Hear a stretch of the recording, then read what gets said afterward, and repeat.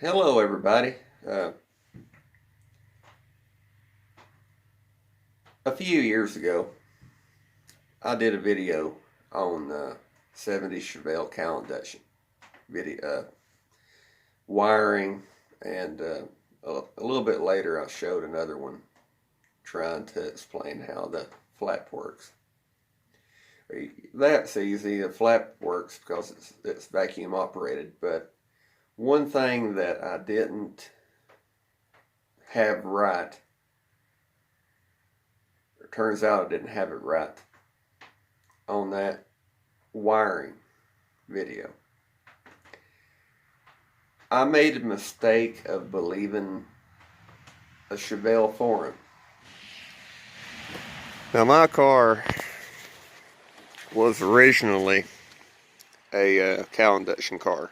It's a super sport car. It was a 350 horse 396 4-speed gauges 70, but it was wrecked real hard. This is part of the firewall that I had to replace.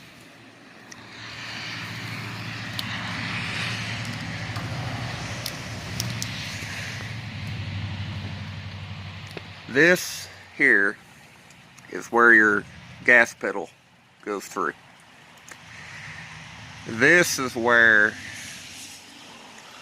the tack wire goes through. And here, where this is all jagged, where somebody, well, I honestly think it was ripped in the wreck, and this car was a parts car, and people would cut stuff if they needed something. But there's supposed to be a hole here. Pretty much right here. And you can see it in relation to these holes. It's supposed to be right here pretty much. That's where the harness wire is supposed to go through. But what I was told on the internet, and I should have knew better, that it went through here. Well, it doesn't go through here, it goes through here. That's something else. But I want to show you a little bit more up on the car. This will be a little harder to show than it was the first time, but I didn't have the engine in this the first time.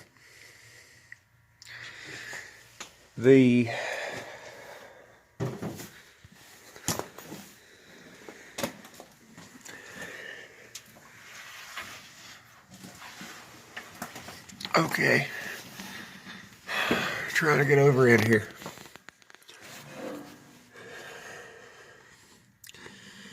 Best I can tell, these cars could have that relay right there in two different places, really, probably more than that. But mine had it here. As you can see, I didn't blend the firewall together when I changed this corner. I just welded it and seam sealed over it. But the part that I just showed you that's down there don't have a hole here. So the car had its relay right here where I put it, which you can see in relation to the distributor, and the gutter is right below it. They could have also had them in this area, but mine had it here. So really, I guess most people wouldn't know that they could be in two different places, and I've seen them plumb over here, and people just put them wherever they think they should be. But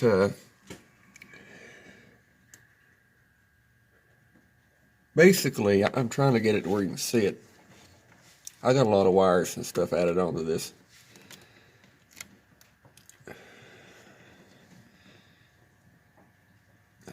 This one is the cowl induction wire, and I've got it run through that square hole, and that's the tack wire.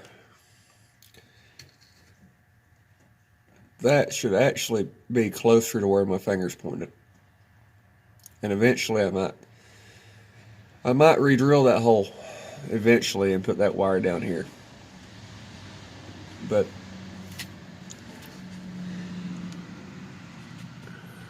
you know, some of them might have been in that square hole, but you know, where you can see where GM drilled would have, I mean, I drilled that one, but GM drilled the tack wire on that factory firewall down there. So I mean, they drilled holes.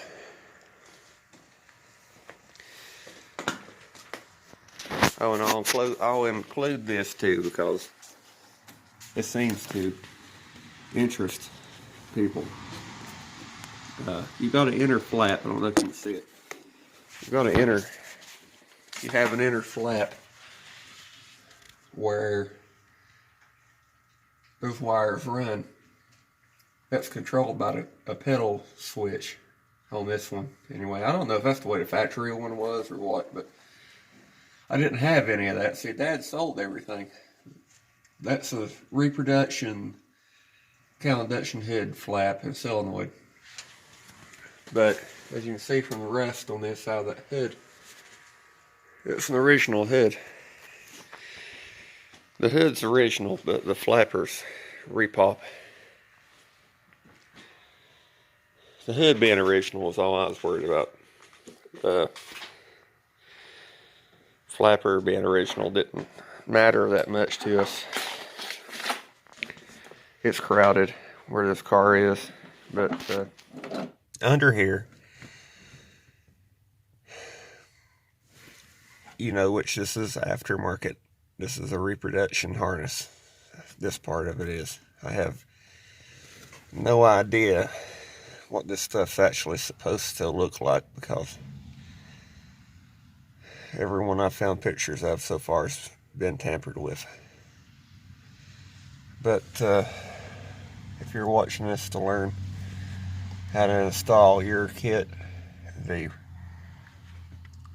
brown wire goes to the terminal on the fuse box that says battery, and the red pink wire goes to the terminal that says accessory, ACC.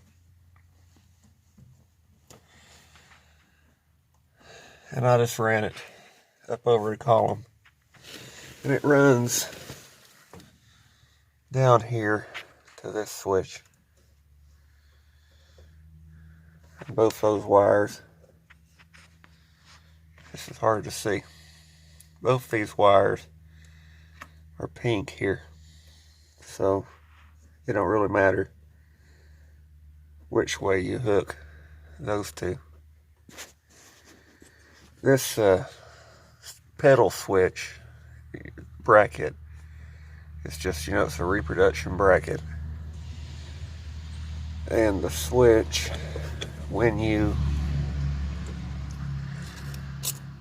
I've got this one adjusted to where when it's half wide open, it starts to hit this, and it opens the flap on the inside, out underneath the hood, about here, and all that works. The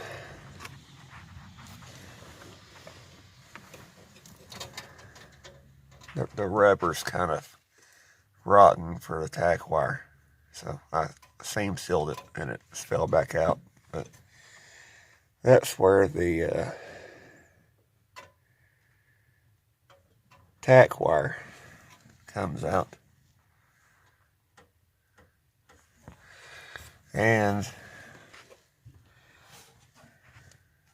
this is where they have that square hole.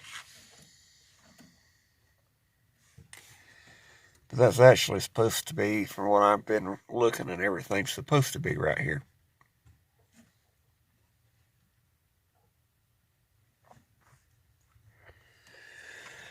It ain't off that much, but it's off enough that people at car shows that actually know better know that it's not in the right place. But this car was actually an SS car, and it was actually a cowl induction tack car. And I have an original 350 horse tack and cluster. Original. Of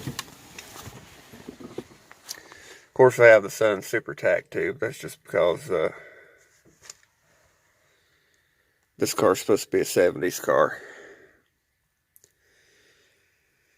And I know it's a Monte Carlo dash, but it's what I could find at the time. And eventually I plan on changing that dash to one that's in better shape. But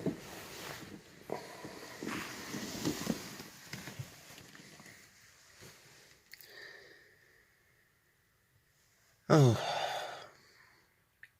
anyway, okay, so if there's other 70s Super Sport specific things that you would like to see videos about, let me know in the comments. I hope that I showed enough and gave enough information that if you needed to know how to hook up wiring on your car, that you can.